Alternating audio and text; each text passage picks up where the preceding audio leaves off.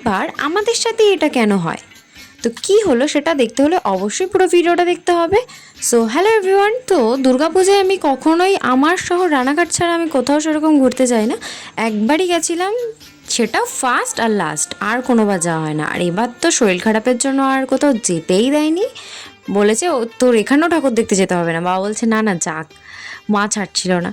যাই হোক, সবাই মিলে প্ল্যান করলাম যাব।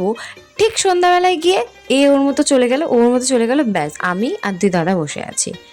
নাও আমরা আর যেতে পারছি না।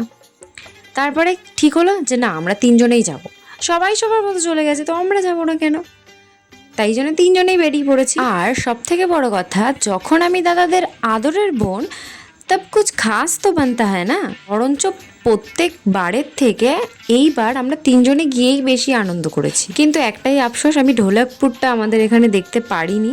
সমস্ত ঠাকুর দেখা হয়েছে, শুধু ঢোলকপুরটা দেখতে পারিনি, রাত হয়ে যাচ্ছিল, বাড়ি ফিরতে হবে। কিন্তু এই যে প্যান্ডেলটা দেখছো, এই প্যান্ডেলটা সব থেকে বেশি সুন্দর হয়েছে। এত দারুণ লাগছে, ভেতর দিয়ে বলো বাইরের দিয়ে বলো, মানে ফাটাফাটি দারুণ লাগছিল প্যান্ডেলটা। কৃষ্ণের মুখ দেখলেই তো যেন তাকিয়েই থাকতে ইচ্ছা করে। কি যে একটা মায়া আছে না মুখে, বলার মতো না। তোমরা সবাই কোথায় কোথায় ঘুরলে, কটা ঠাকুর দেখলে, অবশ্যই কমেন্টে বলে যেও কিন্তু।